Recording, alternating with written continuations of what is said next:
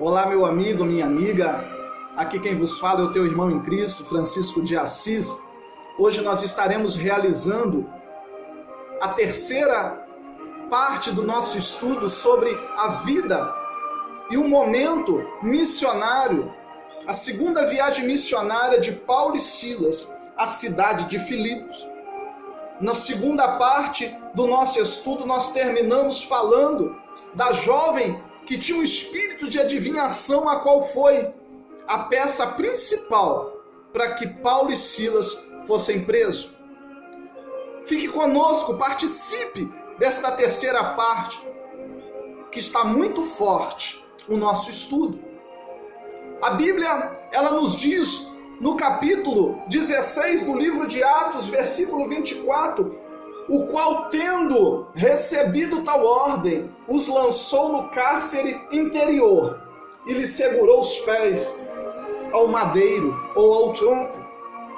É interessante, é importante perceber que em nenhum momento, no capítulo 16, a jovem que foi chave, que foi peça para a prisão de Paulo e Silas, em momento nenhum esta moça é mencionada na acusação aos magistrados. Toda a denúncia partiu do confronto entre os interesses romanos e os interesses judeus. Na época, a religião judaica era permitida dentro do império. Sim, porém os judeus não poderiam tentar converter os cristãos romanos. E naquele momento ainda não havia ficado claro para os romanos a distinção entre cristianismo e judaísmo. Com todo o tumulto que se aglomerou na praça de Filipos, na praça da cidade, os magistrados ignoraram qualquer procedimento legal da lei vigente daquele tempo. Deram ordem para que Paulo e Silas fossem despidos e açoitados. Aleluia! Porém, por serem cidadãos romanos, Paulo e Silas não poderiam, de forma alguma, ter passado por aquela sessão de tortura. Paulo e Silas foram lançados na prisão. Ao carcereiro foi ordenado que ele guardasse os dois prisioneiros com segurança, ou seja, com total rigidez. O carcereiro então colocou Paulo e Silas no cárcere interno, e prendeu seus pés ao tronco. As cadeias da época, é importante atentar a este detalhe, as cadeias da época eram divididas em duas partes, o cárcere externo e o cárcere interno. Na parte externa, os presos desfrutavam de mais liberdade, podendo andar, podendo receber visitas. Já na parte interna, o aprisionamento, aleluia, era bem mais rígido e geralmente reservado aos prisioneiros mais perigosos. A prova disso é que o carcereiro colocou as pernas de Paulo e Silas no tronco, no madeiro, para que se tornasse impossível qualquer possibilidade de fuga.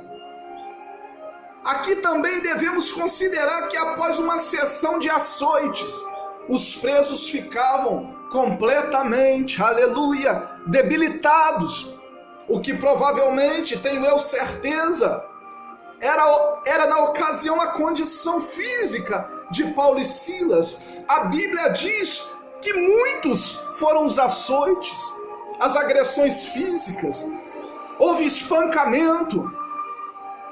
Mas eu quero parar aqui por um momento. Assim também é na minha vida e na sua vida. Muitas das vezes o deserto, muitas das vezes o vale que enfrentamos, ele nos leva a circunstâncias que parece que não tem mais jeito. Parece que não tem mais como sair dessa situação. Paulo e Silas estavam num vale, num deserto, aonde eles eram vítimas, aonde não havia culpa, simplesmente porque estavam fazendo uma obra missionária, estavam fazendo a vontade de Deus. Mas é neste momento que temos que entrar no segundo estágio da vida de Paulo e Silas, e entender que nós lutamos em um mundo espiritual e não físico. Quando buscamos, quando oramos, quando falamos do amor de Deus, quando somos canal de libertação, sempre haverá pessoas, sempre haverá inimigos, sempre haverá levantes de pessoas que estão sem a cobertura espiritual, pessoas que estão fora do propósito, pessoas que estão lutando contra o reino para tentar te parar, para tentar te colocar dentro do cárcere, dentro da prisão. Mas hoje eu vou te ensinar, dentro da Bíblia, que temos que olhar simplesmente para o alto e adorar, buscar o Senhor, porque Deus, no momento exato onde não há mais oportunidade de saída, Deus, ele vem com escape. Paulo e Silas, eles neste momento começam a orar e adorar na prisão, com seus corpos totalmente doloridos e submetidos a condições subhumanas. Sim, era uma situação desumana naquele momento. Paulo e Silas resolveram orar a Deus e a cantar louvores a Ele. Naquele momento eles estavam com dor, com fome, com sede, mas seus corações estavam voltados para Deus. É neste momento que quando eu oro, que quando eu busco, e Deus vê que eu estou buscando em meio à calamidade, aleluia,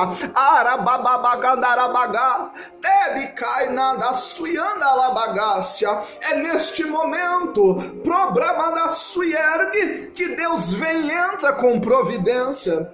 O texto nos informa que os outros presos também ouviram as orações e os cânticos de Paulo e Silas. Com toda certeza, esse foi o testemunho genuíno de dois seguidores de Cristo.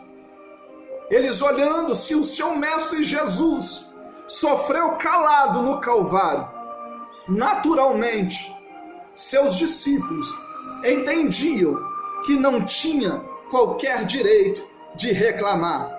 Ei, profeta, pega a visão da palavra, siga com Deus, olhe para o alto, não se importe com aqueles que estão gritando para que você pare, para aqueles que não suportam te ver de pé na presença de Deus. Mas eu tenho uma palavra de Deus para a tua vida. Foi Deus que te escolheu, não foi o homem. Foi Deus que te chamou, não foi o homem. Foi Deus que te qualificou, não foi o homem. Então simplesmente ore, simplesmente adore, simplesmente pregue, porque Deus na sua vida, Ele é maior. Pega a visão, profeta, se inscreva no nosso canal, participe conosco. Todos os dias nós temos uma palavra e uma oração da parte de Deus para a sua vida. Que Deus seja louvado. Se inscreva no canal, compartilhe esta mensagem e que Deus abençoe. Amanhã estaremos de volta na quarta parte desse estudo, falando um pouco do terremoto que aconteceu naquela cadeia, quando Paulo e Silas oravam e adoravam ao Senhor. Fique com Deus e que Deus seja louvado em nome de Jesus.